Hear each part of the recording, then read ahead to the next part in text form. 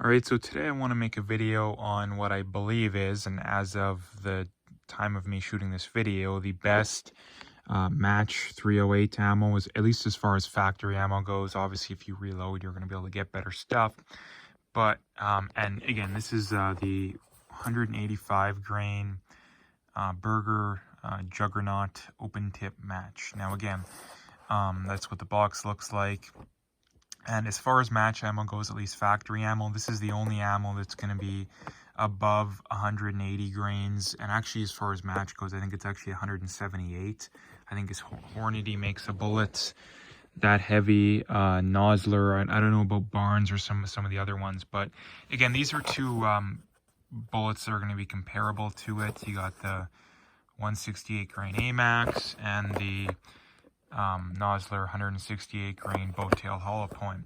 I mean, obviously the other two big ones that are even more popular than these that are on the market is the 175 grain Sierra Match King and the 168 grain Sierra Match King. Hornady's got their 178 grain. I believe they have a boat tail hollow point, and they have a the ELDX, which I've never seen in Canada. I mean, in the States, they can probably find it, but I've never seen it in Canada. So I'm not going to include that because it's not even available where I'm at. So why is this the best? Basically because it has the advertised ballistic coefficient of 0.552 or 552, whatever you want to call it. Now, if you're aware of 308 ammo, it is very rare to find, at least in factory ammo, bullets with ballistic coefficients above 500. These other two respectively, I think have about, this one's I think 475, this one's I believe in the 460s. So again, these are both match ammo, or these are both, match bullets, but yet this one's almost, 100 points higher, right? So this is significantly higher ballistic coefficient. Again, anyone not knowing what that is, it's just basically how efficient does a bullet fly through the air, basically is what that number is. So again, the higher the number, the more efficiently the bullet's going to fly through the air, which means the further you're going to be able to shoot it. It means it's going to shoot flatter at long range. Now, a lot of times, in fact, I would say most of the time, the bullets that shoot the flattest at long range, and by that I mean past, 500-600 yards, aren't the flattest shooting rounds out to that range. If you look at some of these lighter, really fast shooting, 22 250s, 243 rounds, they're incredibly flat shooting out to 500 yards, but once you get past that, they start to really lose their velocity. They go subsonic, and they're not as good.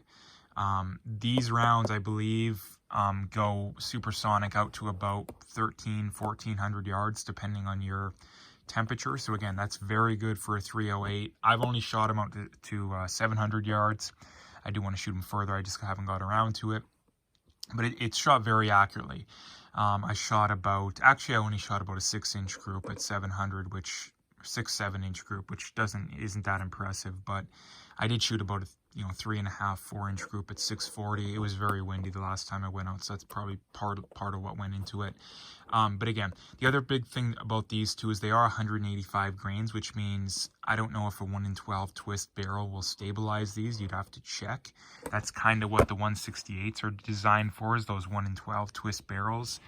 I have a 1 in 10 twist barrel I shoot these out of, so I have no problem shooting the heavier ammo.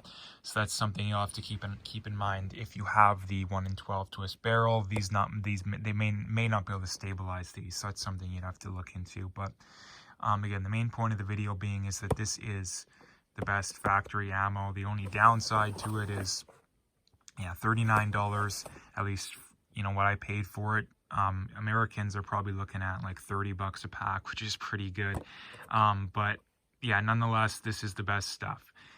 If you reload, you could definitely get stuff better than this, but probably not a whole lot, because you got the ballistic coefficient that's up 552. That's very good for a 308. I mean, if you got like a 6.5 or something, that's not that great, but for a 30 cal, even this is very good. So nonetheless, I wanted to make a video on what I believe is the best factory ammo on the market today.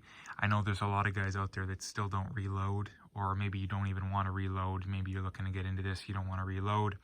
308 is becoming less and less popular as far as long-range rifles go. but I think they'll be around for a long time because they are the gold. They are the standard right now, even though they're not the best.